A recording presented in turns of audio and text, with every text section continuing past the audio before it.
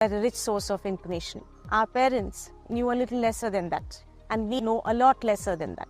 And perhaps our children may never get that heritage. Here at Vishwa, we have people who tell us how to use the household items like curry leaves or neem or lemongrass for what ailments, etc. Similarly, we have talks on art and culture. We would like to have our Indians to be united, be one, be proud of their culture, their heritage. We have a lot of talks where people from various walks of life have come forward and spoken about various buildings, various dance forms, etc.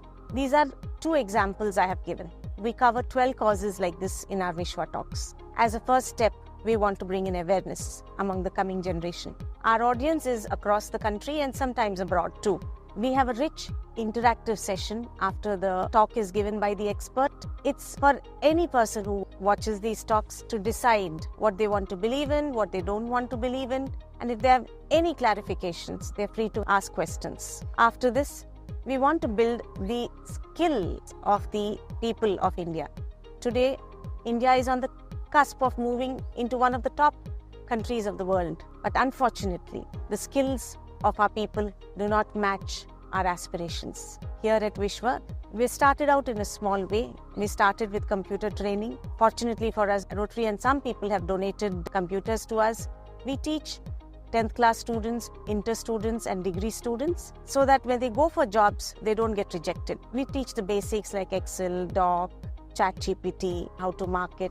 The basics we teach because most of them cannot afford computers and they have no access to them. And similarly, we have something called celebrations. Celebrations is celebrating your loved ones on their anniversaries, on their birthdays, on their death anniversaries. You can contribute to any of the causes that Vishwa showcases on its platform, wishwa.org. You could, Annadanam for instance. There are a lot of people across the country who, when they go to hospitals, they come up from far-off regions and the little money they have, they keep it aside for the treatment of the patient. They sleep on platforms, they hardly eat anything. And we give them food every afternoon on Fridays and it makes a lot of difference. There are similar such fundraisers. Please feel free to celebrate your loved ones with any of these causes. Vishwa's commitment towards zero waste and a long way to go in achieving the goal begins with our material donation drive. Conducted twice a year during Diwali and Ugadi in Hyderabad, this drive collects clothes, books, toys and other used or semi-used items for the underprivileged. Contributions from over 615 plus families have benefited around 2,800 individuals, providing essential items and support, bringing hope and dignity to them. Through these efforts, we transform the waste of some into the treasure of others, promoting sustainability and community welfare.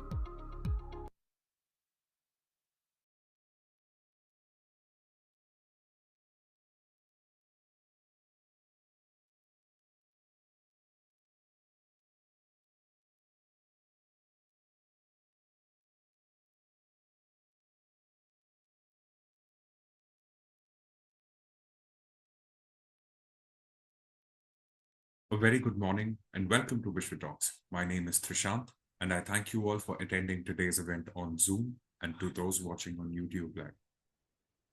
For those of you who have attended a WishwaTalk before, a warm welcome back.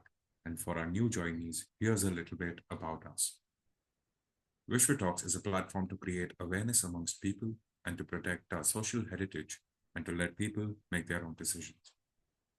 Here we invite experts to discuss and explore diverse opinions, different perspectives, various issues, problems, and their solutions on various fields including art and culture, healthcare, environment, education, and many more. Each webinar is an interactive session with a deeper understanding of the topic at hand. If you miss any part of the session or would like to go through the previous sessions, please visit our website or WishwaTalks YouTube channel for a full library of past WishwaTalks on various interesting topics. It is my pleasure to welcome our speaker for today's WishwaTalk session, Dr. Sravanthi Maya. Dr. Maya is a health and medical psychologist, counseling psychologist, and a psycho-oncologist with over 17 years of experience in the field of mental health, and she has been in active clinical practice since 2011. Her work spans a wide range of areas, including chronic illnesses, inner conflict, the origins of personal narratives, neurodivergence, LGBTQIA+, and caste-inclusive affirmative care, as well as workplace mental health. She is also the founder of the RAFT, Mental Health Practice and Psychological Services in Hyderabad, where she designs inclusive and individual-centric mental health models through therapy, supervision, organizational consulting, research, and psychoeducation. Dr. Maya holds a PhD from IIT Hyderabad and serves as a senior EAP trainer with workplace options. She is also adjunct faculty at Karunashraya and has contributed to leading academic journals, including Death Studies and Translational Behavioral Medicine. Beyond her professional work, Dr. Maya is also a clinical supervisor, qualitative consultant, and writer who deeply believes that ethical and inclusive mental health care is not just an individual responsibility, but a structural one. And on a lighter note, outside her work, she shares her life with Mr. Captain, enjoys her plants, books, and silver jewelry, and often finds herself pondering about the ocean and the universe. Please join me in giving a very warm welcome to Dr. Sravanthi Maya. We are truly delighted to have you with us today. Without further ado, I now invite Dr. Sravanthi Maya to share her insights on understanding and navigating postpartum depression. Good morning. Hi, Trishan. Thank you so much, and a warm good morning to all of you. And thank you so much for having me as well. Just giving a heads up, very messy person with not great friends with technology. So if anything happens, just give me a breather. I will come back because know that I'm panicking more than you on why the internet is not working. So we're gonna pray to the internet gods that they're nice to us for the next one beautiful hour. Well. Right. So one request that I would love all of you to have is let's keep it interactive so that I also know what you know, because a lot of times I am absolutely thrilled to see so many people here. This in itself is a reflection of the fact that each one of you wants to learn more, do better, and be there for people in your life and learn better. So I'm sure you're all coming with some understanding of what this entire topic is about. So if you tell me what you know, then I can add what little I would like to add to the entire context, and that'd be great. And there's also a separate Q&A, so we can take up further questions there as well. And both Pratyusha and Trishant have been extremely kind over the process of coordinating this entire thing. That's my dog. He's the love of my life, and that's him. But one very crucial aspect that over the years of doing research is when it hit me, I remember when my aunt, she's about like 10 years younger, older to me, and I was pretty much in my 20s, and I went to see her in the hospital, and she was like, "Can you just take the baby away from me?" I was in my first earlier years of doing psychology. I was like, but like for 9 months, you wanted this baby, no? Like you did everything under the sky. You ate well, you slept well. She was like, please take the baby and go away for some time. And that was very scary because I've never raised babies, so I don't know. I've raised dogs, I've raised cats, I've raised animals. And now I raise nephews and nieces, but I didn't know. And that's when I came back home and I asked my mentor, I said, do you think she's okay? And then he was the first, and that was the first time I heard the word that there's something called as postpartum depression. And I'm talking about 2009. And at that point of time, I don't think I had the insight into what this does because it's a silent pandemic that's happening. This is something that goes unsaid, unseen. Why? Because 1 in 5 mothers globally are experiencing postpartum depression, and this is data from 2023. There are so many COVID babies. There are so many children who are born after 2023 that we see this number rising. Now, along with that, mothers in India, about 4 in 1, that's nearly 6 million women, are actually giving birth every year. That's a huge, huge number that we are talking about. And, you know, there are these rituals that happen when the baby is born, like they tie the mother's abdomen, or they give her coconut, they give her wet coconut, dry coconut, jaggery, they give her sesame seeds. All of this to build her bodily strength to be able to provide lactation for the child. But nobody ever asks, so how are you doing? Now I'm going to ask all of you, how are you all doing today? Yes, would you folks can type it in the chat box. Let's say somebody asks you today morning, like, hey, how are you doing? Okay, we are saying good, we are great. But this is just one part of it, right? Like this is just the surface level of what it is, because we are all rigged to say the word because socially appropriate responses. So a mother is never going to say that she's not okay because she herself has no idea that she's not okay. And you'll be thrilled to know that when a woman gives natural birth, the cowl, that means the bag in which the baby is, along with the entire content of it, comes out. So once the baby is out, the doctors actually wait for the cowl to come out if it is a natural birth, right?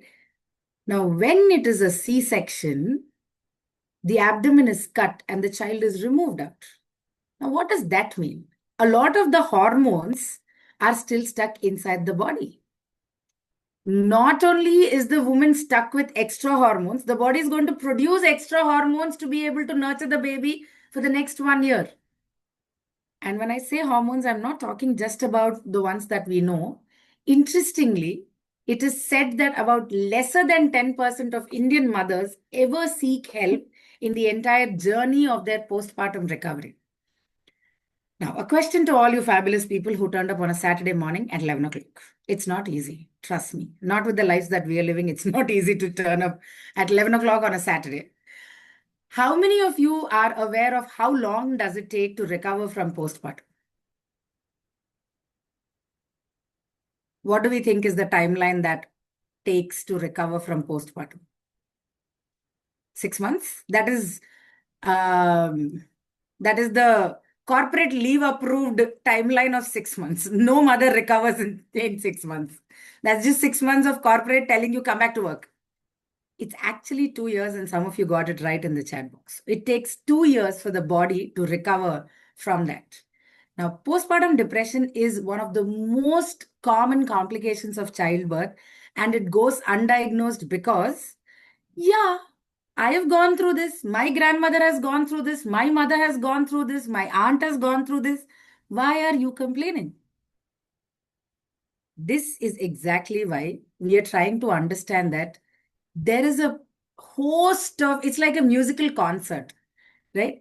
Everybody walks out, but after the actual birth, the estrogen and progesterone that were keeping it running. And by the way, do not forget, there's a lot of meconium aspects that happen where the baby ingests a little bit of the feces, or the baby puts the cord around the neck, or the baby has turned in position, and the mother has to make a choice. Are you going to go for a natural birth, or do you want to go for a C-section? So there is so much of anxiety right before the birth that the adrenaline is extremely high. And the moment the birth is done, everything just falls. So this is what we call as the hormone crash. And this is the hardest on the human body experience ever. And baby birth is said to bring out some of the highest decibels of pain that has ever been measured. Pain is measured in decibels, so baby birth is one of the highest. Now, there is something that this is for all of us, but it happens a little bit more in women in postpartum. It's called as the HPA axis regulation. That means it's the thyroid, the pituitary, the adrenaline, the hypothyroid, the pituitary, and the adrenaline. So when you stand, you can draw an axis between all of them. These three are on an overdrive because a lot of women they take it as a joke. They're like, I can put a plate on my, baby bump and eat food. My baby bump has grown so big. But what nobody speaks about is my kidney is pushed to the side, my abdomen is signs are pushed. There is no enough space for me to breathe as well.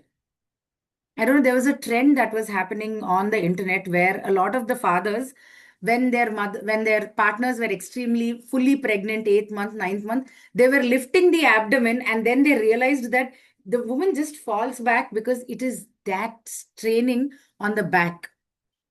And did you know that if it is a C-section, there are injections that are given to the mother so that she doesn't feel anything below the second half of the body?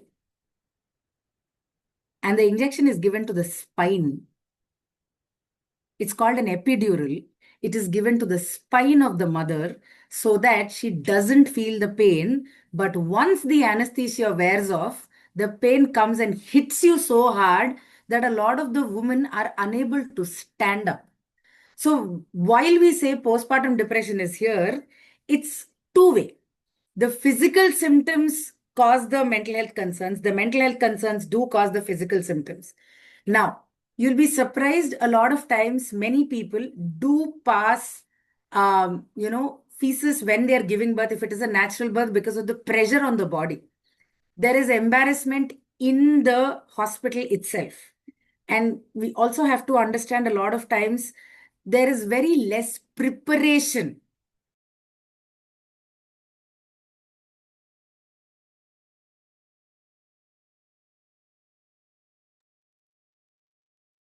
I think there's something wrong with Map's network. Kindly be patient and hold on to your seats.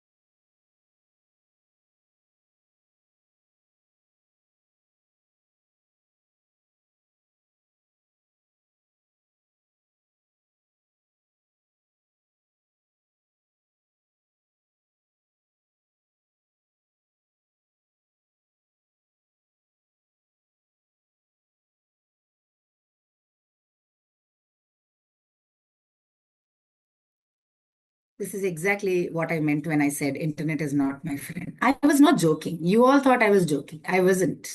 The day I have to show up, when I have full battery, when all the other, devices in the house do not have internet access, my laptop and internet are, we're going to take her for a ride and take her for a ride on her anxiety. Pratyusha called and I was very chill. I said, I'm coming. I'm coming. I knew. Don't worry. Life. After so many years of doing this, you just accept it. So, like I was saying, that's what it is said, that when a woman at the end of all of this process is promised a baby, the mother is willing to discontinue or be dissociated to everything that happens around her. But this comes and hits you when you are sitting in the silence with your baby at 3 o'clock and you almost feel like, I detest this child. You are the reason I don't feel closer to my own husband. You are the reason I don't want to have intimacy with my husband. And this is the same child that she took IVF for. This is the same child she went through the entire aspect of IUI. This is the same child for whom she took so many medicines and she prepared her entire body. So when people speak about postpartum depression, I'm like, you're speaking about something that is happening after the childbirth. But this aspect of the depression starts when the idea of wanting a child and the consequences of it are already into the system. Right? Now, this is very less spoken of. This is called as neuroinflammation. That means there is a cytokinin surge to depressive symptoms. That means the immune system and the mind are far more connected, where it is telling you've given birth to the baby, you can calm down. I don't know if you've ever seen this. You should see National Geographic when horses, cattle, lions, these big animals, they give birth, they just lick the baby clean and then they let the baby be, and the mother is just sitting aside and waiting for nature to do its thing. It doesn't work like that with humans. You're supposed to clean the baby. The next 10 minutes itself, you're supposed to start feeding the child. There is so many rules around what the mother wants that imagine if the mother were to say, I do not want to do this. Oh, the repercussions of that are pretty heavy. Now, what is the difference? Remember, these are very different things. They might sound similar, but they're very, very different. Baby blues are something that happen in about 60 to 80% of new mothers. This has an onset between 2 to 4 days after the delivery. There is mood swings, there is tearfulness, there is mild anxiety, but I would say there is higher anxiety because you're worried about this little child that just trusts you and came into the world, and you feel this extreme sense of overprotection.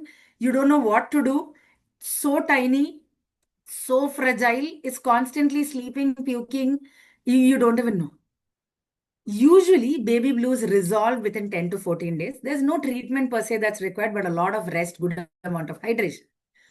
But in postpartum, it's 20% globally, and the number in India is super, super scary, where it's at 25%. It can begin in the first 12 months. It's persistent, it's impairing, and doesn't usually resolve on its own at all. It affects identity.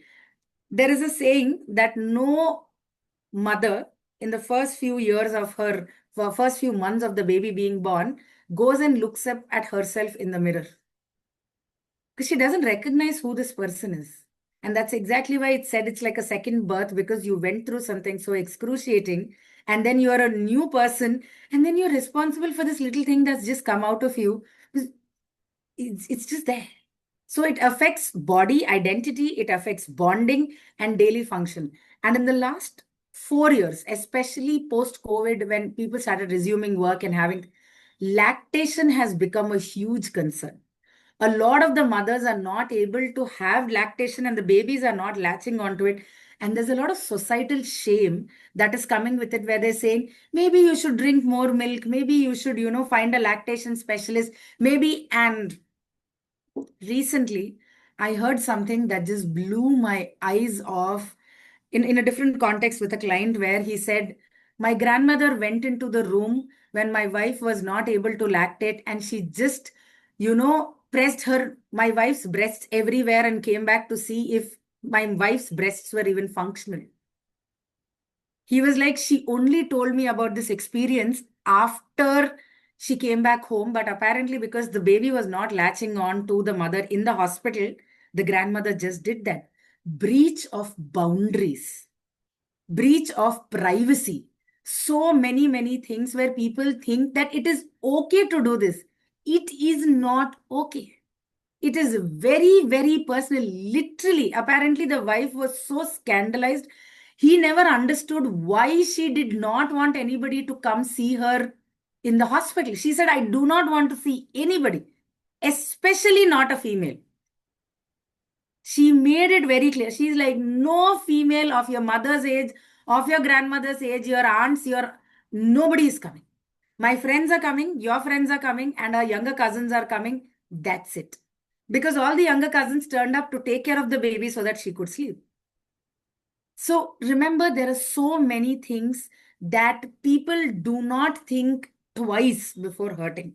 So PPD is not just because of the hormones. PPD is because of what is happening in this societal environment as well. And you cannot just diagnose yourself by yourself. I am sad. Yes. I am low. Yes. But I have postpartum depression. It, like I said, it happens to 25% in India, but you will have to still get diagnosed by somebody for the same. Now, a lot of people say, yeah, but this is just crying, right? Everybody cries. Now, there are some gorgeous, wonderful women on the call. and some fabulous males. I have a question to ask. When anybody has told you that I'm in pain, how many of you felt understood and how many of you actually understood?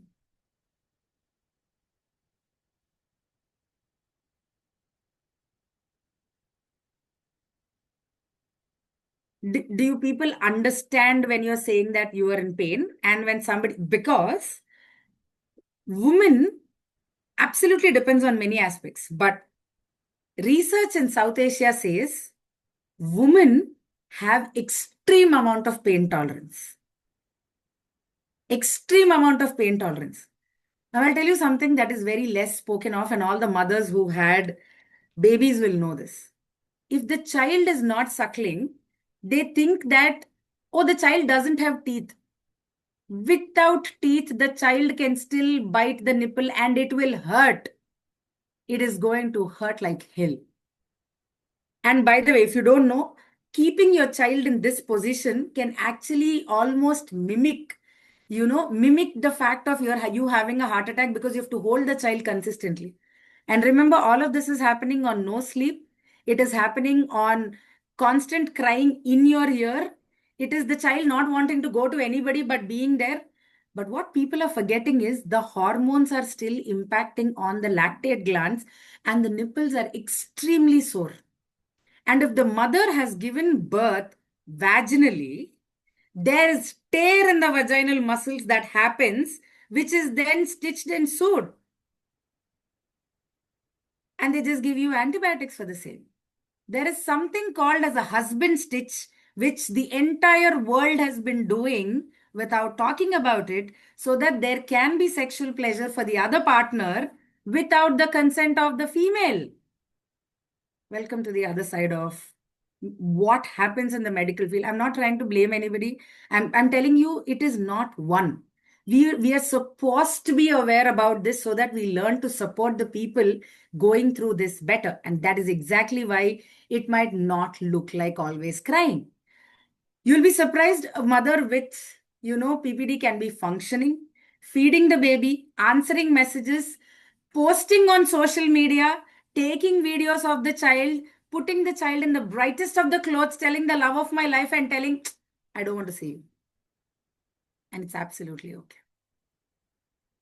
There is one person who works in animal rescue. They said something very nice. They always speak about neutering and, degendering for the animals and especially the females. She says one thing. You'll be surprised how much even it's difficult for animals also to recover because they also go through PPD. I was amused when she said it. I was amused. So apparently this is not something that is just to us. It's there everywhere. Why are we speaking about it?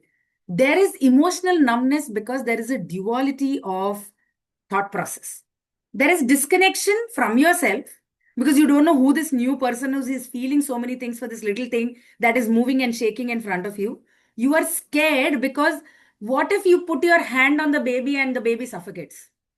What if you suddenly move and the baby then wakes up from sleep? There is sadness, there is emptiness. There is something also called as an empty womb because suddenly you had this baby bump and now there's nothing inside your body. Even your body is confused that what has happened. So there's a lot of emotional numbness that hits like exactly a truck. Then comes the rage and irrationality and irritability because you are, again, that's exactly why it's important for men to step up and say, you might not understand what is happening to you. I see what is happening. It is absolutely okay. Take a step back. Or for sisters, for siblings to step up, for partners to step up, for fathers to step up, for mothers to step up and say, please take rest. I know it sounds that way, but thanks to folks who are, actually responding in the chat. I'm sorry if any of the content that I'm saying is triggering because I see you all. I see what you've all been through. I've treated so many people. I've supported women going through this. I know this pain and I know it's not easy.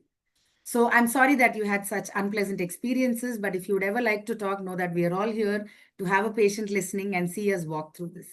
Now, there's also impaired bonding. When a mother is going through PPD, it affects how the mother and the child bond with each other because there's a combination of shame and guilt, and that is seen in about 40% of the women who are going through postpartum depression.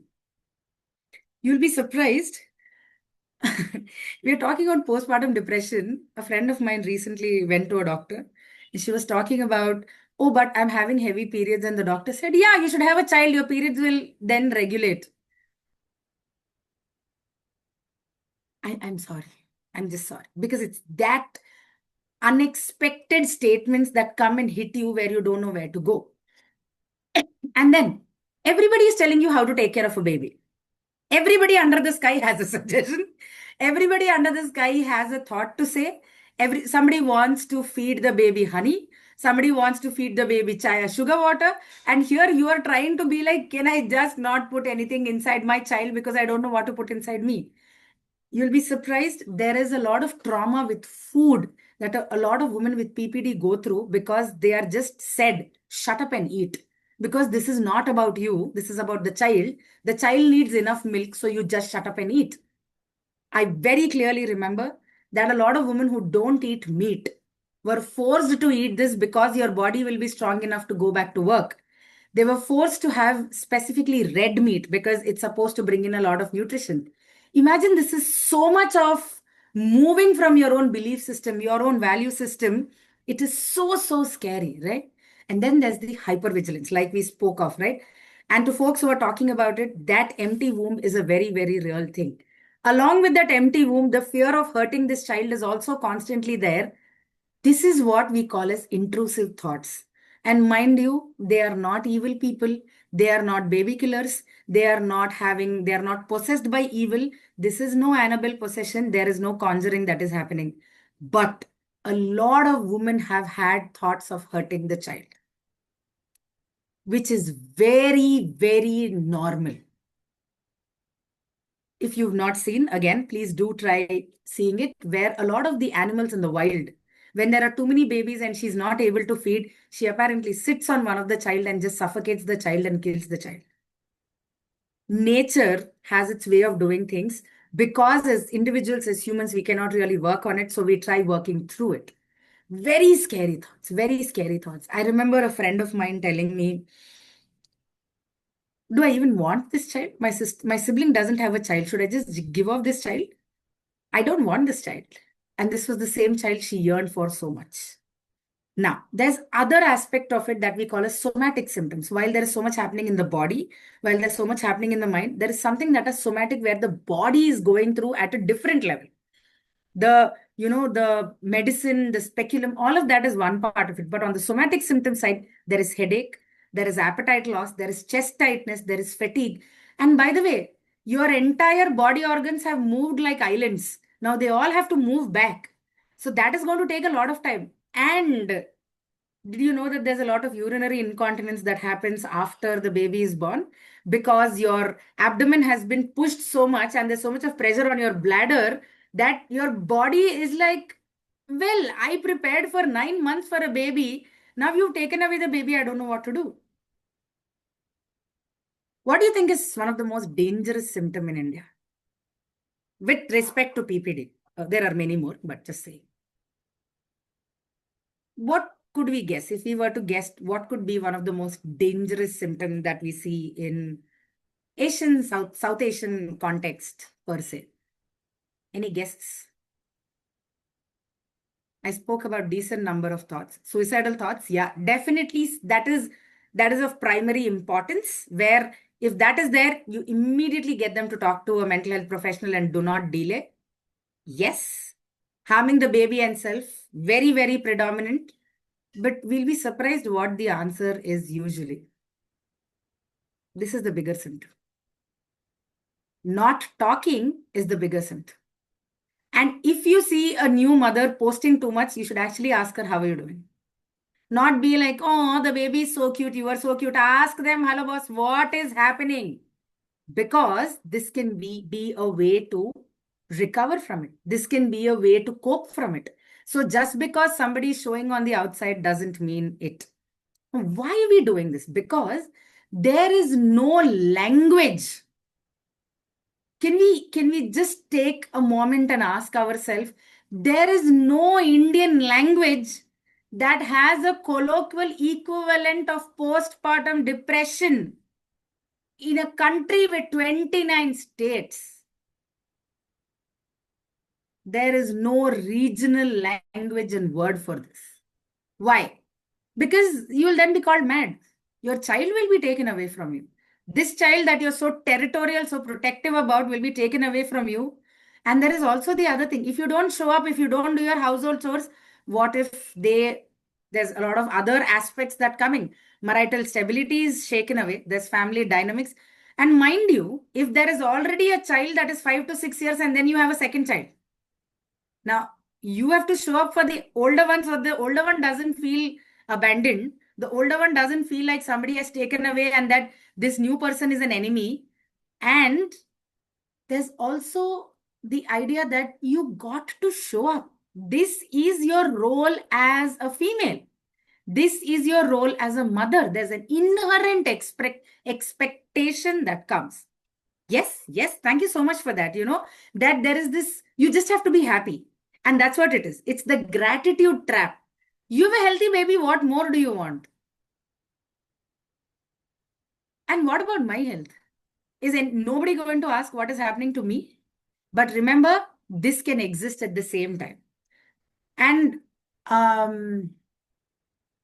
if I were to put it in a slightly more zesty way or a way to remember, this is like having PMS on steroids.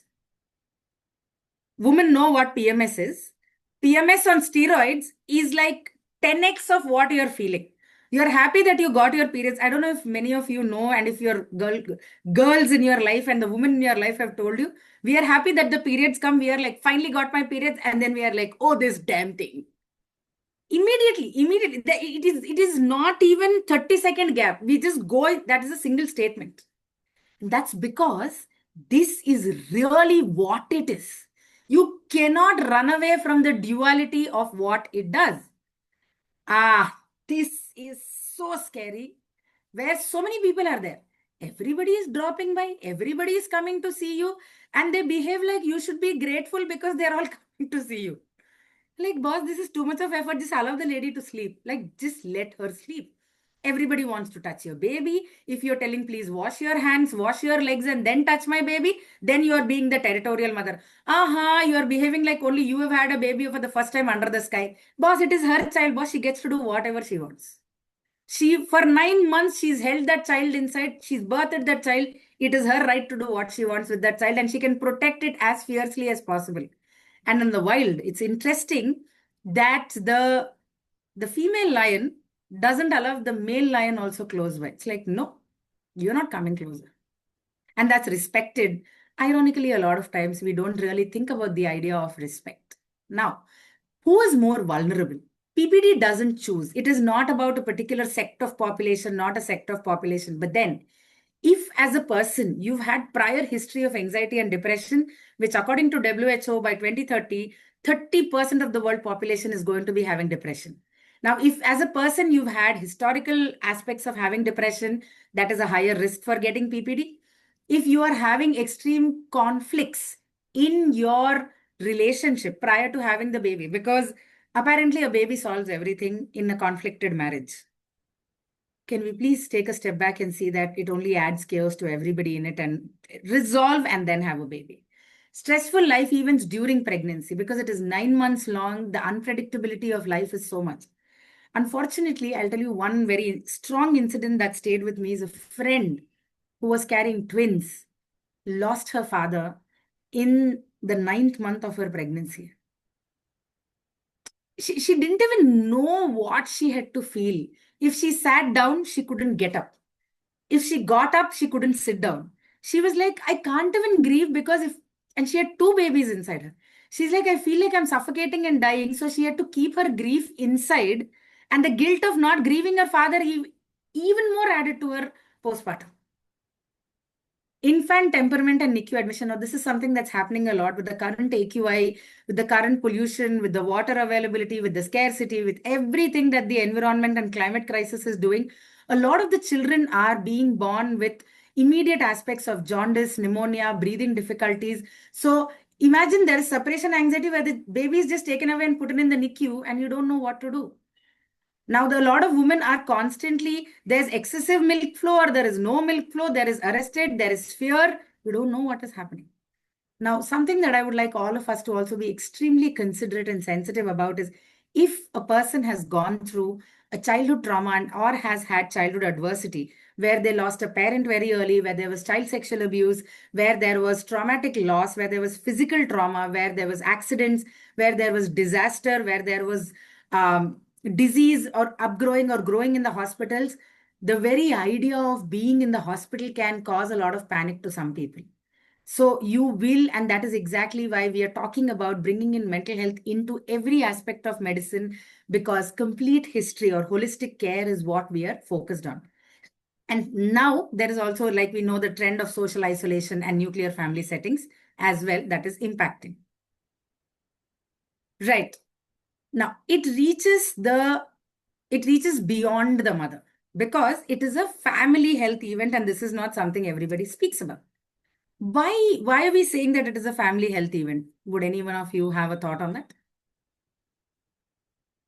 The mother gave birth, but why are we calling this a family health event?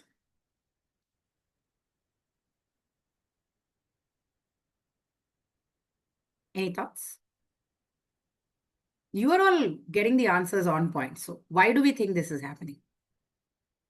Shouting at the kids and husband, anger issues, yes. What else could that be? Interestingly, you do not want anybody to touch you. You do not want anybody around you.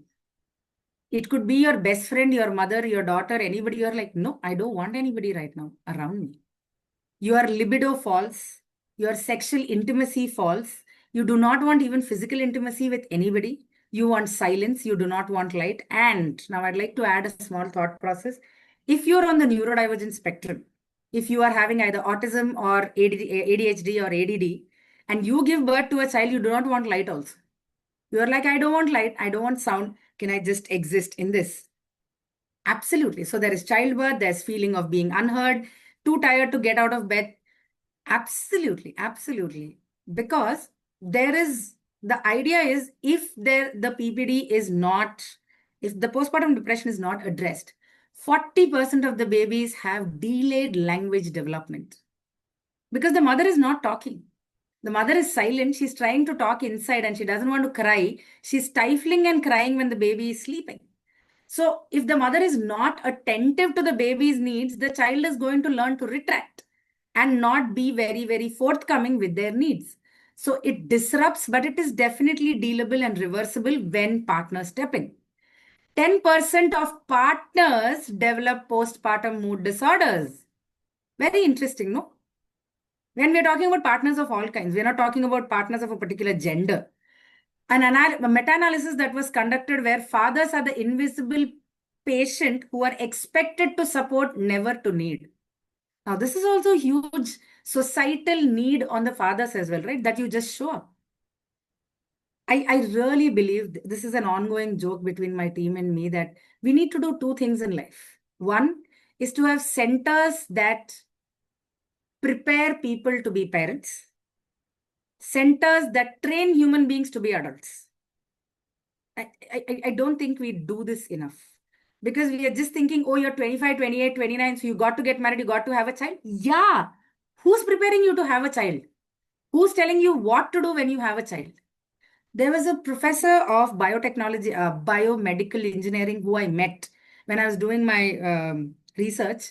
And she said something interesting. She's like, I literally know what happens and hence I'm prepared. I know whom to reach out to.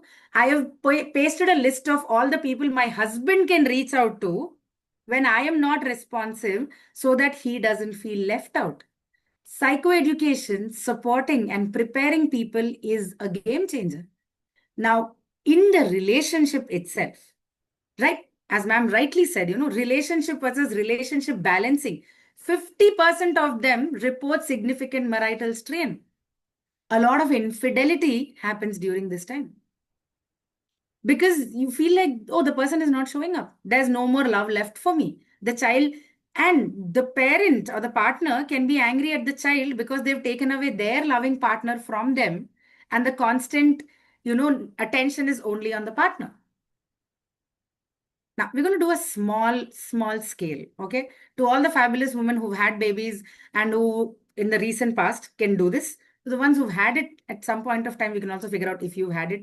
It is actually called as a small scale on the Edinburgh scale. If you're not able to do this, Pratyusha is going to copy paste the link for us. You can point your cameras to it and do it. Is it very gender inclusive? It is not for individuals who identify as males. It is only for individuals who identify as females and were assigned female at birth and have given birth to babies. This is a little bit more useful for you. For those who have joined through your phone, there is a link that Pratyusha has put in the chat box for you to access. If you're on your laptop and you can point at the screen, please do so. Very tiny questionnaire, just do it at the end, just press submit, it'll give you a score.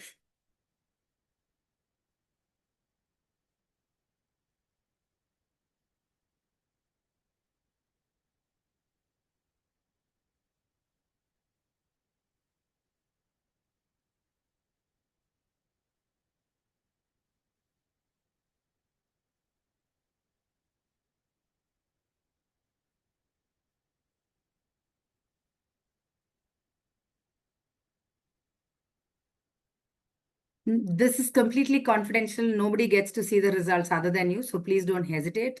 And because you're doing it on your own devices, it's absolutely safe. And the website also doesn't collect these responses.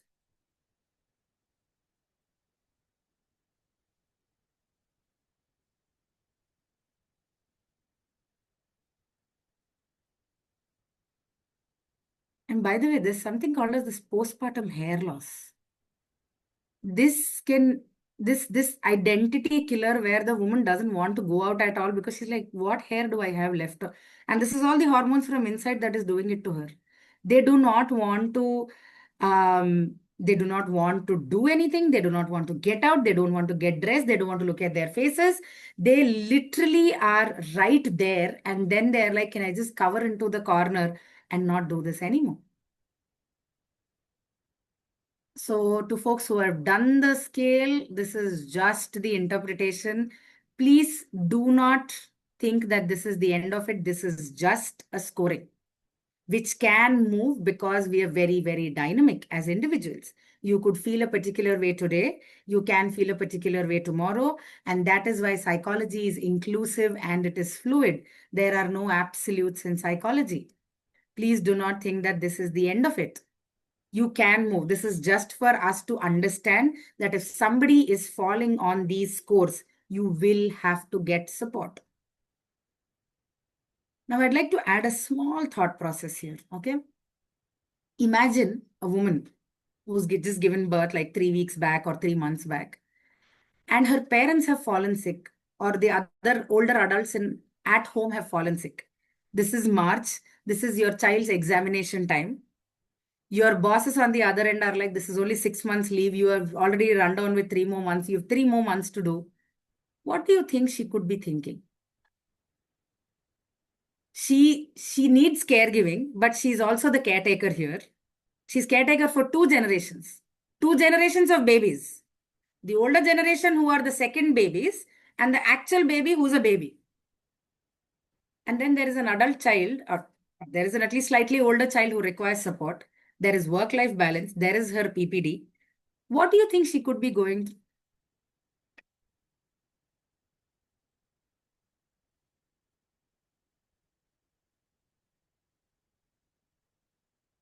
People who worked with me, they hate me for one reason. They're like, at the end of it, she always makes you cry. I said, yeah, because when you end up asking the right questions, it touches us. And as people, that shows we still have a lot of humanity left in us. Right. What do you think a mother who's in this situation could be going through?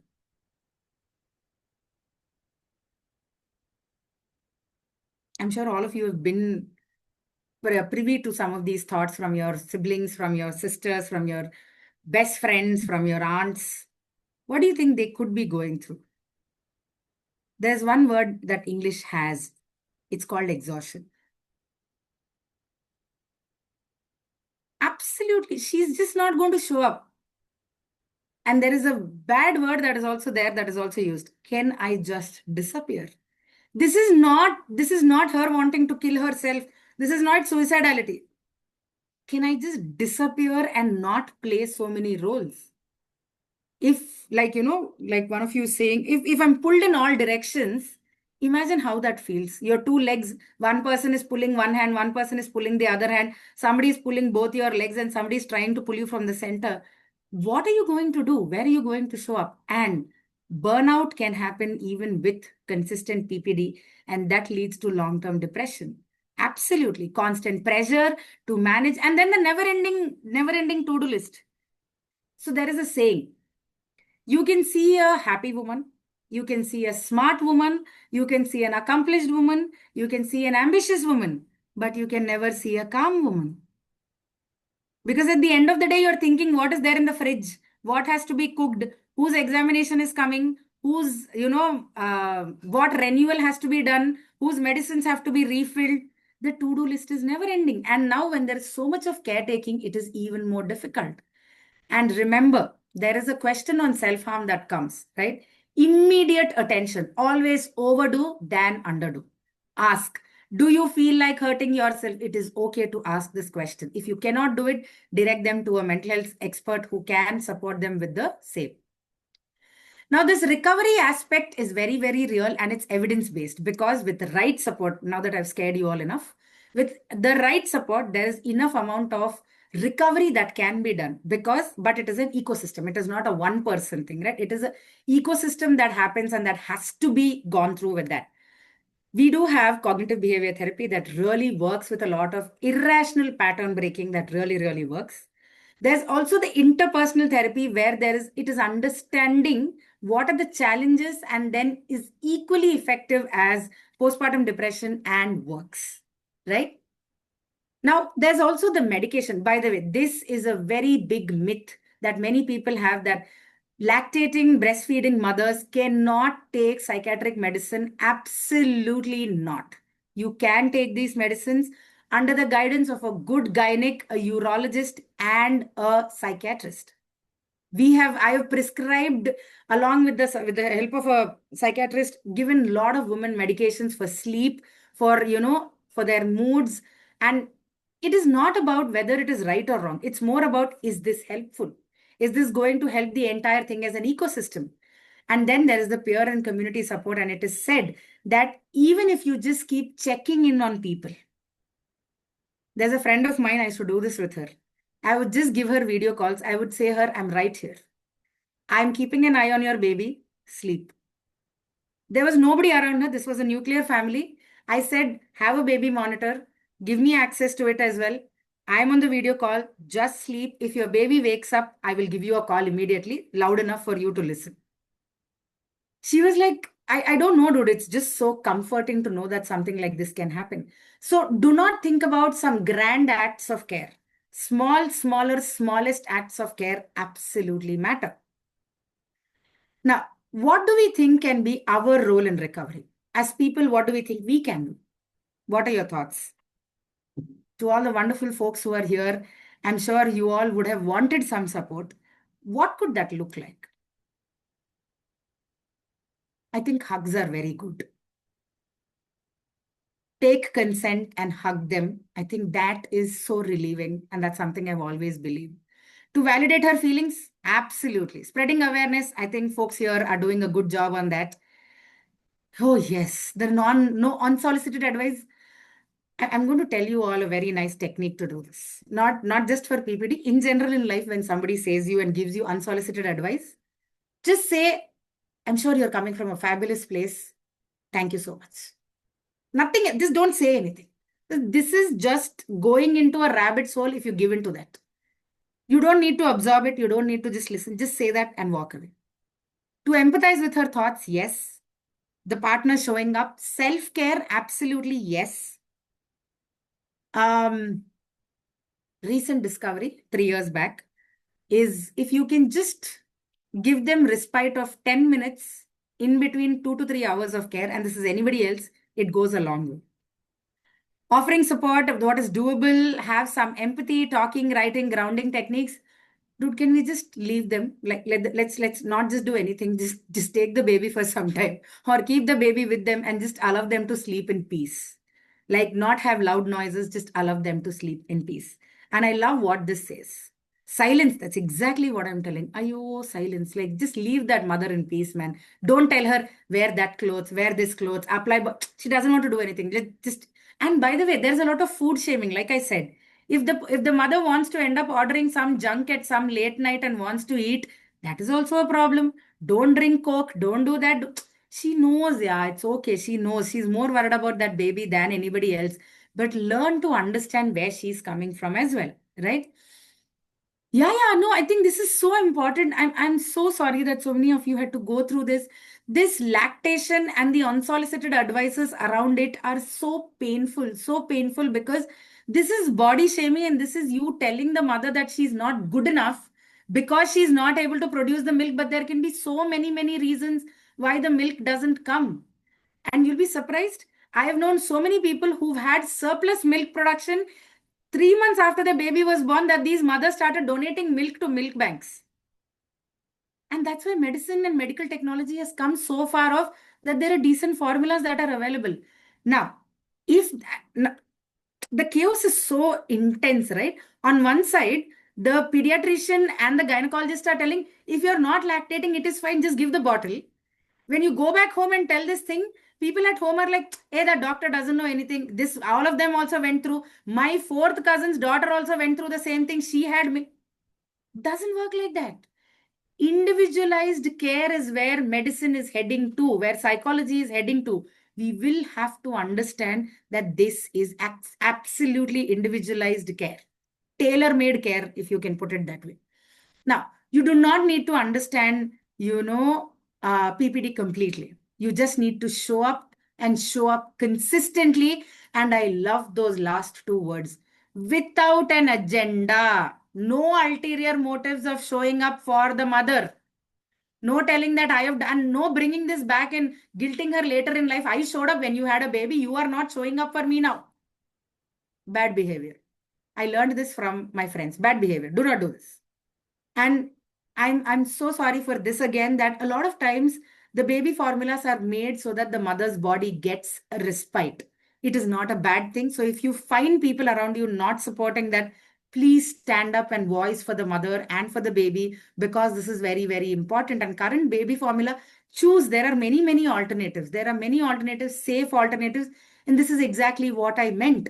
Those 9 months, research a lot. Support your pregnant friend, mother, sibling, whoever, by asking them, oh, I saw this about pregnancy. I saw this about baby birth. I saw this about lactation. Maybe this will help. Sit down and come up with techniques for them. Now, do more of this. Ask, how are you really doing? I love how that one word, no, that just that one word, really doing, you'll see half the time they're crying. Just let them cry. Don't ask them what is the problem. Even they don't know what the problem is. Let them cry. It's just the hormones. Sit with her feelings without fixing. Very important. Sit with those feelings, because those feelings are super important.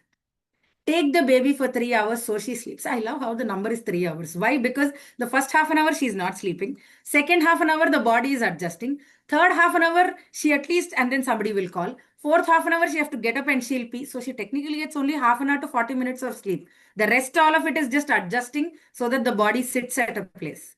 Now, say let's find us someone to talk to. This is so important, because as a third person, and there was this particular patient's husband who said this. He said, I think, the fact that we got a therapist involved right from the time my wife was pregnant has prepared us for the best. There are people called as birth doulas. You can involve them right from the time you've gotten pregnant, so that there is a third person who's navigating these conversations and who acts like a buffer. And start telling this as many times as possible, that this happens to every mother who's going through, or at least happens from 1 to 4 mothers. Now, no comparison. Avoid comparison, telling I managed fine, you will too. The situations are very different. We are in different generations. Avoid offering solutions when she just needs your presence to sit. right? Avoid saying sleep when the baby sleeps. Dude, she's going to sleep when she's also sleeping. Like, how is that not working? Avoid frame therapy as failure or weakness. You have so much to be grateful for. She knows that. Most definitely knows that. Now, this is very, very important. No mother should heal alone. Absolutely not. And this is exactly why we have some places where you can go to seek help.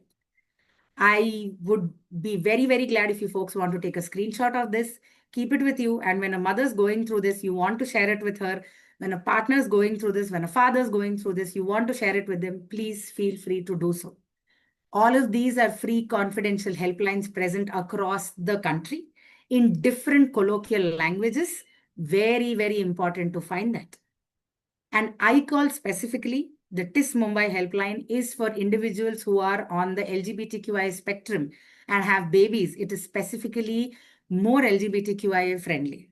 So there is that for you. Samaritans and Vandravella also connect you to local psychiatrists who can help you if you do not know who is a good psychiatrist in your area.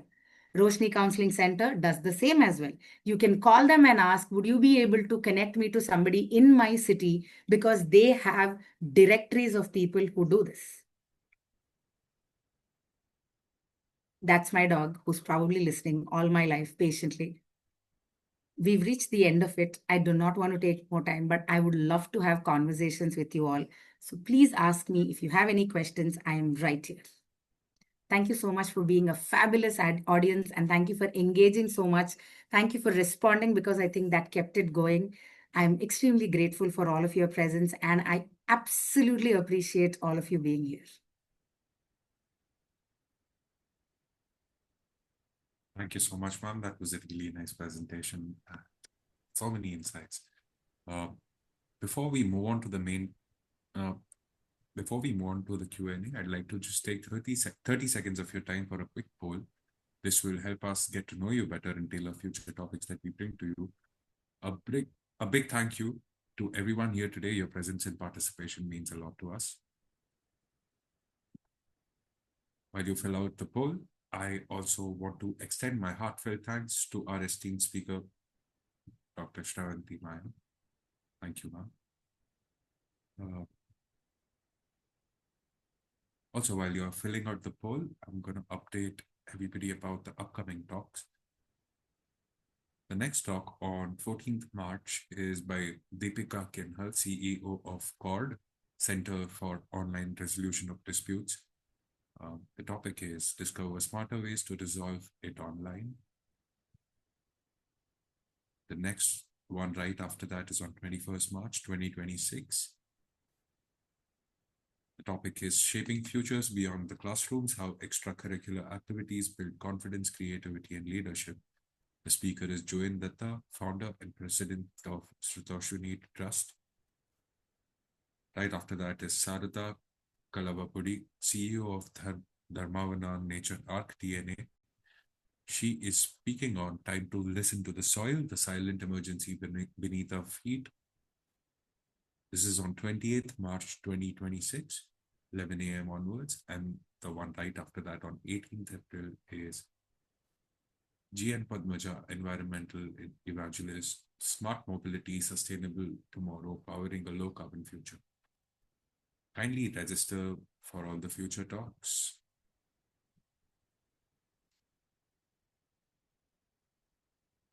With that, I think we can move on to the Q&A. I'd like to first unmute Mr. Shmuel.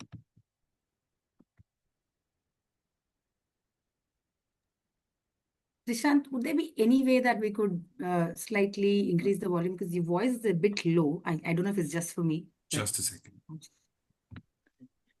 You hear me? You hear me?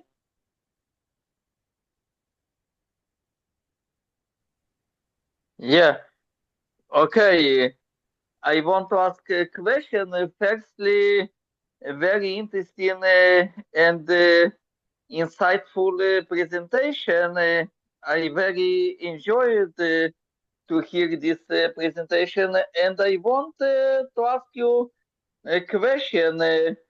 What, according to your opinion, need to be a role of authorities in effective treatment in postpartum depression?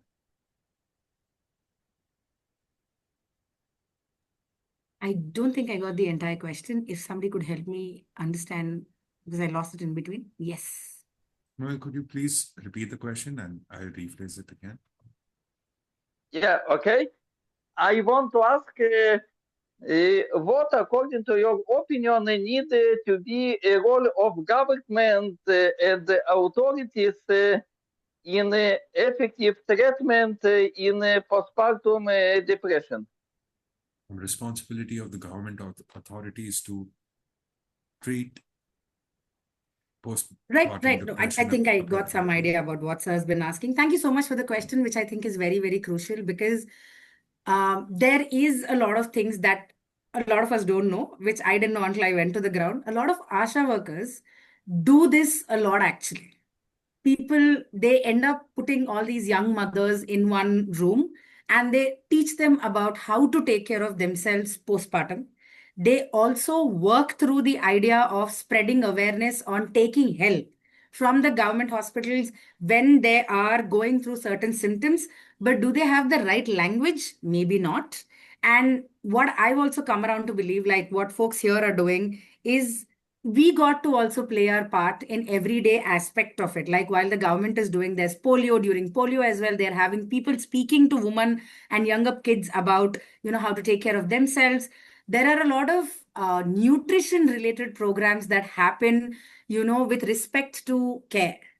So the government is doing its best, but I don't really think that it's completely on the government. Right. And why am I saying this? Because we have a very huge center that's come up in Hyderabad currently. That's the mental health center that's come up. So the point is, instead of talking on what can we do, I'm asking about what more can we do in a way that works. I'm not telling the government is not showing up. It's showing up. But then we got to mobilize it at the individual level because awareness is less. That is the key point. I hope I answered your question, sir. If not, please feel free to ask a Yeah, follow-up. yes. Thank you very much. This answered my question. And I want to ask another short question. I want to ask you what impacts of poverty and social problems on development postpartum depression. Rishant, you really got to help me because I think Sure, ma'am. Sir is asking how poverty, uh, how problems of poverty can better deal with agreed. Now, how this is a poor systemic people problem. get affected. Yeah, Yeah, this is basically. unfortunately a systemic problem, sir. But I'd like to say you one thing. When we strengthen the cultural systems that are present, you know, I'm not trying to be condescending, but I'm trying to give you a context.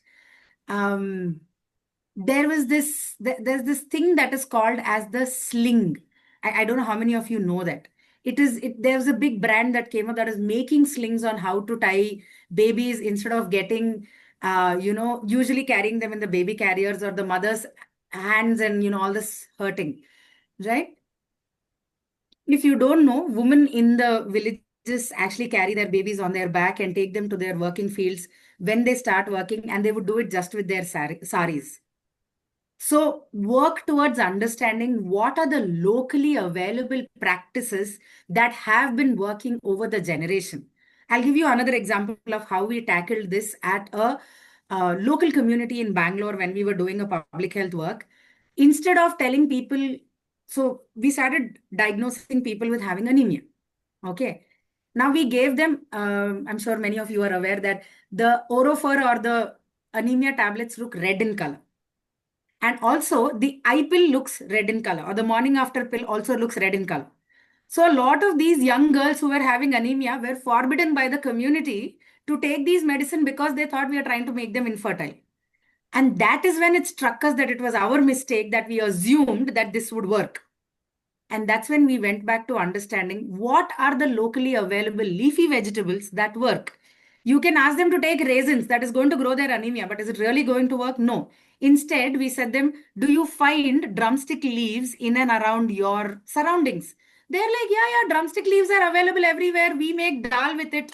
And that's when we taught them how to make drumstick leaf powder so that that could increase their anemia. That could increase their hemoglobin production.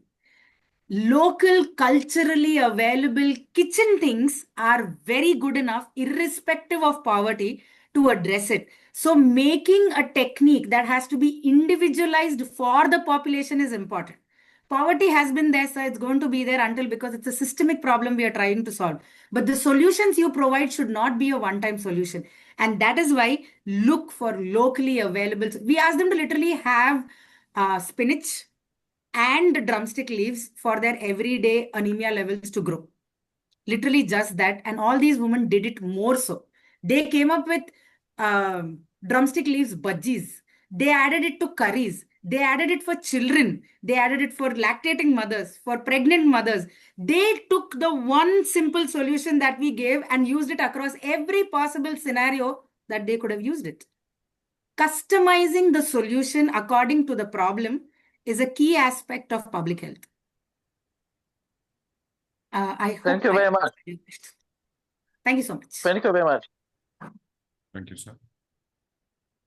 I see there are folks who raised their hands for questions. Yes. I'm gonna unmute Ms. Beena next. Ma'am, could you Yes. please unmute yourself? Good morning, ma'am. Good morning. Yes. I'm a lactation consultant, and I keep meeting all these mothers very often. And I have found that postpartum depression is so very common in these mothers. What I have started, I just want to share my experience. What I have started is I have started taking antenatal breastfeeding classes where I do give awareness to the people about this mood changes which are going to happen, and I do that involving their family and their husbands, so they can, and I do tell the husband to listen and validate her feelings, and when they come back to me I also do the same thing, and just listening and validating their feeling and appreciating whatever they have done for their baby, even if it is a small, I did this, just a little bit of appreciation makes them feel so good. I also insist the family members not to force the traditional foods if she doesn't like it. And I also tell the mother that these are the foods which have been given traditionally. So maybe they have some importance. So if it is okay for you, you take it. But don't take it in such a way that hurts your brain and mind. Okay. I also want to ask you whether psychiatric nutrition, like supplements which are nutrition which is required very highly, especially protein, calcium, and protein is involved in many of the enzyme functions, so increase in protein intake do help them make feel better, especially zinc, copper, iron, protein, and omega-3 fatty acids, manganese, B12, all this work very well. I just wanted to share this with you, and I'm great learning from you. That's all. Thank you so much for everything that you do. I think it's very, very important. And something that I would like all of us to do is, when you have somebody around you who's going through this, I would say start the psychoeducation way before and not just after. Because when it is after, there is a tiny thing that is moving around, right? So there's a lot of attention split that happens, which has to be expected. So when you start preparing people a little before, and I love how there are these preparing the mother journals that have come for all the 9 months, where it's teaching the mother what can be some of the possible things that are coming up. And, I would say psychoeducation or giving context always works before rather than in the situation, because there are too many emotions floating around.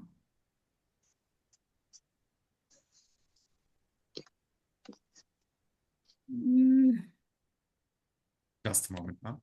I'm going to unmute the next guest. Hello, ma'am. I prompted you to unmute. Kindly unmute yourself. Thank you. Good afternoon to all of you. It was a fabulous talk by ma'am. And actually, I am a marriage counselor, and most of the problems I am getting through some psychological and psycho-legal assistance rather. So, in that area, this postpartum depression is a very big issue nowadays. Particularly, people are living in neo-structural family, as you said, and not even in cities like Bangalore, Delhi, even in type B cities also, there is a very big issue nowadays, and it's a very pressure area. So many so-called extramarital and so many deviations are also there, and most of the time, husband think that she is doing it, pretending all this what is happening to her, like we see in this menopausal area. It is again a very big challenge. So I was just thinking about, as we are doing antenatal clinics for pregnant ladies, why don't we go for, if they come for vaccination and other follow-up of the baby. In that time, this mental well-being program could be designed, because I am affiliated to Absolutely. NIMHANS also. I am a de-addiction counselor, also certified through NIMHANS. So many problems. Even addiction has been triggered in cases where lady is going through PPD. Absolutely, absolutely. And I totally agree with all the outcomes that you're mentioning, ma'am. So, and this is exactly why, as people who are providing mental support, it's very important to ask yourself, can I go beyond what I'm doing? For as a, volunteer your time, basically. The government is not going to come look for us. I think it's important that we go look for where these programs are happening and sit down and see if we, and you'll be actually surprised a lot of times. The asha workers and the individuals who are supporting for the polio, they're all the more happy if somebody comes and sits and talks to these mothers. So now the idea is, look around you for organizations who are trying to solve this problem at a grassroots level. Start associating with them and start providing your time, because that, I think, is very, very important, because we are all still a little bit on the monetary driven aspect of it. When we go a little beyond that and start showing up, I think that makes a huge difference. And that I've seen is something. I started talking to a lot of my people in the building, like the workforce and the sanitation workers around. I say, and that itself made a lot of difference. Yeah. So And it's second thing not is, about what they can do, it's about what we can do. Because even one person supporting one person still goes a long way. actually, secondly, I wanted to say as about ASHA workers, they are already overworked. And as I for don't their deny. their training is not that much equipped to deal with the PPD actually itself. Definitely. The And idea there is is a not about equipping them to deal with the PPD. It's about building the language into the system, that if yeah, you yeah. are going through this, because you'll be surprised. I say this to a lot of the nurses I work with as well. You're already asking about the sleep. You're already asking about the pain. You're already asking about bowel movements. You're already asking about 8 questions that we ask in psychology as well. I'm not asking you to overwork. I'm asking you to observe. And my nurses are the smartest. They will see the eyes and they'll be like, ma'am, that person is crying. You need to talk. With the help of other Internally, this is departments, I'm not with going the to help, deny, ma'am, but yeah, with the leveraging help and of piggybacking is very important. actually some social workers, psychiatric social workers, psychiatric nurses, and all these people, they are a very good resource actually. Like Agreed. Agreed. Anganwadis, and they are having, in general, they get through the such cases, and Absolutely. they can have the timely help to these ladies, because after the birth of child, if he is son, nobody is looking after for mother. Agreed, agreed, totally agreed. And when So we went into rural Madhya Pradesh and we were doing a project on understanding how do we support people who are going through this, and especially mothers, I loved what one of the ladies said there. She's like, I'm going to do what works for me. I'm actually happy to do these mistakes. And then the Anganwadi worker said, she's my friend. I'm an Anganwadi worker, but that lady is my friend because I will show up for her. And she was like, I snuck out 2 packets of sattu, one for her daughter and one for her as well, so that they don't have to share. that's why, because they are having Empathy and community compassion outreach. is there in the system, They are involved in but the locality, so they are more reliable to get agreed, such cases at agreed, earliest. totally agreed. But again, we are Thank running you. against a system where there are millions of babies that are born and there are millions of women who Yeah, are yeah. giving birth. So we are particularly. trying our Thank level you. best, and that's that, because I think medical workers burnout is very, very real too. So it's a Everything gamble. lies with the medical worker, ASHA worker. So Absolutely. we can have a chain of affiliation with each other that will be more feasible rather. Yeah. Why Thank not? Why not? I think that's the right way to go. And that's why I'm saying look locally where you can support rather Yes, than globally, certainly. because the global solutions will work. But show up at your local places. So there is a slum near my house where they are slightly under-resourced. When we went and spoke to them about menstrual cups, those women lashed out at me. They asked me one question. They're like, we don't have water to drink, and you're asking me to spend 1 liter of water on washing a menstrual cup. I said, I'm sorry. I apologize. Instead, when we brought them period panties, they were happy to do that. So, before we come up with generalized solutions, it's important to understand where the problem is actually originating from, because blanket statement, blanket solutions don't work. Definitely. Thank you, ma'am. Thank you. Thank you so much for your question, Thank you. ma'am. Thank you. Thank you. Thank you, ma'am, for joining I us. think we have one individual asking for a question.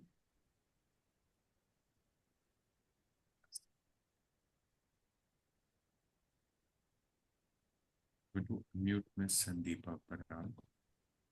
Kindly unmute yourself.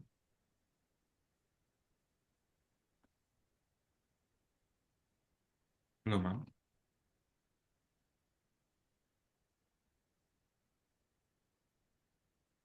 Hello, ma'am. You're not audible. Kindly check your audio input device, or you can press the button beside audio button and select the microphone option over there and switch your microphone. Sorry. Meanwhile, I'll bring up the question from the chat box. There's a question from Ms. Radhika Gopales. Ma'am, I would like to know, as a health professional, what strategies can be adopted to identify and support mothers facing baby blues in a rural setting? Right. I think what the setting does play a crucial role, but it might not be a major detector in how do you figure this out. Because again, a lot of the traditional aspects of you tie your belly and you go back to work. Let's say you are somebody who works in the fields, you're somebody who does crop rotation, you're somebody who is going for vegetable harvesting. You are going to have to show up, right? So instead of trying to support just the mother, I would say a lot of psychoeducation for the family is required, where you start working with the mother-in-laws and with the extended families. Like one of our speaker also spoke about how it's important to involve the family. How do you spot it? Basic for anybody. This is a blanket statement that I'm making, quite aware of that, but might help. Appetite, sleep, behaviorally, how they're looking on the external with their dressing, their mood, and pain levels. These 4 questions, when you ask, it will really, really help. And I am imploring all of you and requesting all of you, work on your language. Work on the kind of questions you are asking, how you are asking, what is your intentionality behind asking. Because a lot of times when we are asking the question, we are very insensitive. And sometimes I've asked just one question, and the person's ended up telling the entire life history and they've cried. So it's not about the quality of it's not about the quantity of questions you ask. It's about the quality of how you are asking, and using colloquial languages is a good way to bridge the gap. And another very interesting way that I have found to talk to people is choose movie examples, because a lot of them now have access to internet. You can always show a lot of videos and tell them, do you feel like this? Is this something that you've gone through? Would you be able to relate to something that you're seeing? Now, to everybody who's working in mental health, who's going through this, who are teachers in all your professions, learn the language that works, because that is the bridge that allows you to understand people's mental health effectively. Now, apart from therapy, what at a personal level can we do to recover from PPD? I will be very, very blatant about this. Your body and mind are not equipped, at least for the 3 months, to allow you to do this on your own. So before your last trimester hits, build a support system. Build a support system of even your house helps to people, whoever comes, build a support system so that you know whom to rely on. Now, on your own, what you can do, some of you have suggested some of the fabulous things on aspects of, what do you say, writing, journaling, and listening to music, using aromatherapy. I don't know if many of you know this. When you are also feeling very low, instead of fancy candles and instead of all of that works. All of that works. Ever tried putting sambrani? Just putting sambrani in your entire house itself is a mood elevator. So small doable techniques that have always worked for you. Drawing, coloring, painting, taking a stroll, listening to metal songs and dancing for some time in the bathroom absolutely works. So do not abandon things that have worked for you before because you're a new mother. They will still work for you because you're still the same fabulous person. So now, keep a list of all of this on your notepad or on your phone. Nowadays, because you can send messages to yourself on WhatsApp, write, hey, this has worked for me. This has not worked for me. These are the persons I can reach out to when I need help. Star mark these messages and fall back onto them when you are in states of distress.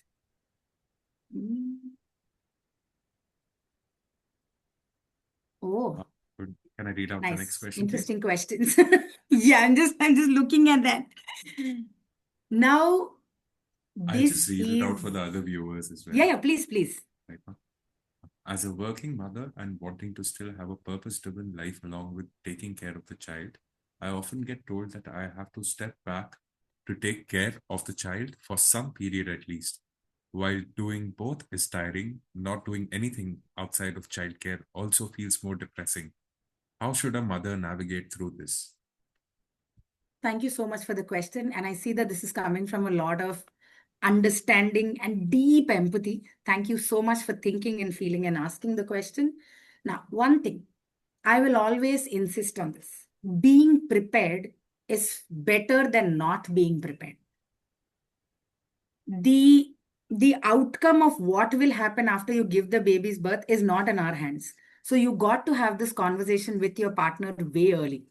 That I might want to step out for, do simple things. I might want to step out for a half an hour walk every day. At that point of time, I want you to show up for the baby.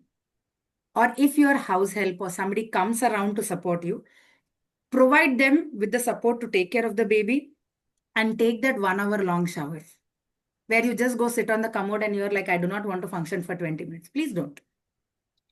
Right? Now, drawing healthy boundaries, even with family, is very important. A lot of us, while growing up, are scared of rejection. We are not assertive. We do not know how to say no. So a lot of this frustration comes from there. And again, many of these boundaries have also been consistently breached by people. So we are scared to draw them. While the fear is real, with the help of a friend or a caretaker or anybody, you most definitely have to find other things, at least for the first 6 months, because that is a given time for your companies and all of them are also giving you that time.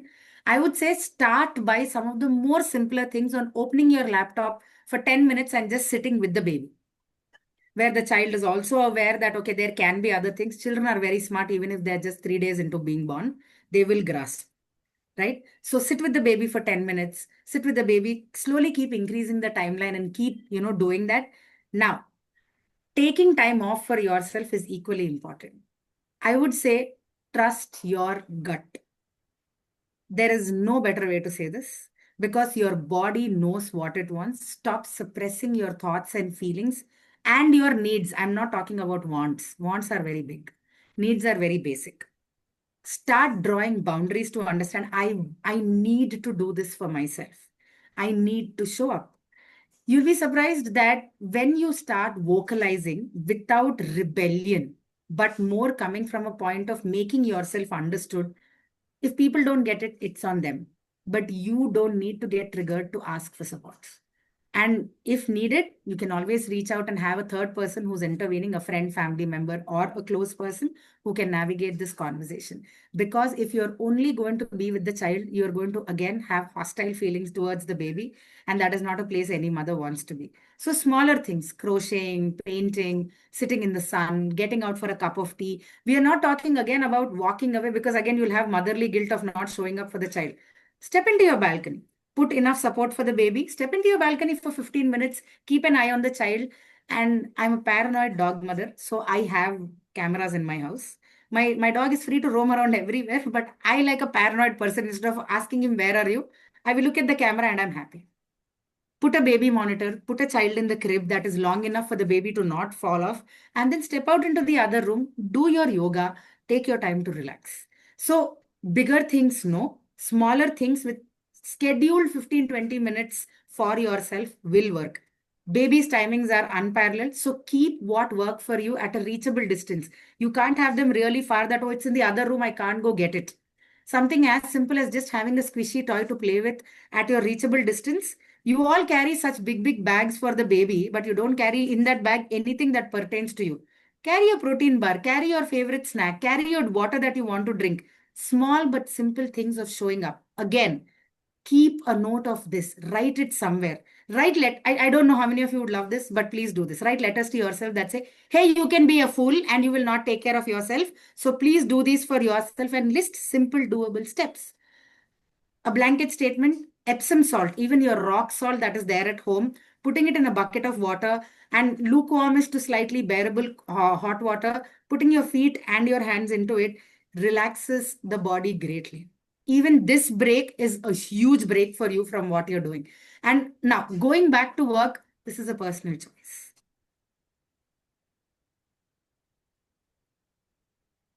Thank you so much, ma'am. I think there's so many testimonials I'm having a tough time going through. There's so many testimonials I'm having a tough time going through, like finding the questions. Just Okay. give me a moment. Yes, yes. I think I we think have. there's one statement that was made on if people related to PMS that can be prone to PPD. Now, that can be a trigger that can push somebody to having extreme depressive or suicidal thoughts or harmful thoughts. So, that can be a trigger, but it doesn't necessarily push somebody to that. If they know ways to handle their PMS or premenstrual symptoms, it's fine. If they don't, ask them what will work and see if you can bridge the gap between the both of them. It is most definitely a trigger though. Now, I would like to just pause and say this, that a lot of people are going through PMDD, premenstrual dysphoric disorder. This is again PMS on steroids into two. There is irritability, there is lack of sleeplessness, there is body pains, there is extreme mood swings that are higher than the PMS. Now, these people are most definitely prone to postpartum depression. So you will have to keep an eye out for them. Thanks for the question on what can you give a new mother. Skincare Zindabad. Any given day, take skincare, loose clothes, take some junk food for her, and a very nice soft cotton blanket and a pillow. These are comfort things that will really work. But I'll tell you something that's always easy. Ask her what she wants. She exactly knows what she wants. Ask her that, get her that. It could be as a friend of mine asked me for poppins. I don't know how many of you know what poppins is. I hunted for that poppins and I got her one big dabba. I said, bro, eat it as long as you want. Her husband just looked at me, and then I was like, now you know why she loves me more than you. You wouldn't hurt for the poppins. I hunted for the poppins. That. Always ask. And it's not just for young mothers, for anybody. You could have lived with them for 30 years. Do not assume you know what a person wants. Ask. Solves the problem 90%. But yeah, skincare. Hello, please book massages for people. Foot massages, head massages. Go do massage. Good job. I Thank hope I you, ma'am. answered the question. Yes, definitely. Uh, Thank you so much, ma'am. That was a super, super interactive and very interesting session, and you made it a lot more interactive than our usual session. So thank you for that. Thank Um, you. if you'd like to say anything to end the session to the viewers. One thing I would love to say is, if you wouldn't say anything to yourself, do not say it to a mother who's going through this. If you think you deserve kindness and compassion, know that she deserves it 2x. So if you would not tell it to yourself that, yeah, it is normal, do not say it to her. Just take few moments to speak, and that's all. That's literally all. That's the end of it. Just take few moments to speak, because that one word that you say is life changing. It can really make them seen, feel, and heard. So just breathe and don't try to be generalized. Look at the person while talking, and please hug people with their consent. It's so nice. Hug people. But first of all, you should get comfortable with yourself. So hug people with consent and always say, I am here. This is such an affirmative statement. This is something I love how all my girlfriends say that. They're like, bro, whatever happens, I'm here. I'm like, good job. Thanks so much. Thanks so much for saying that. So just keep affirming that whatever happens, I'm right here. And whatever you want, I'm right here. You don't need to even do. Just say. I hope that makes sensible sense. Thank you so much, ma'am. Right. With that, I'd like to call for the closure of today's session. Thank you to everyone who's been with us up until now. I'd like to share the link of today's session in the chat box. You can share it with anybody who will find it helpful, and also share it with as many people as you can. We'll upload the full recording post the session as well, and we'll share that link to your respective registered email IDs. And I hope to see you all next week again. With that, also, you'll see a breakout room link on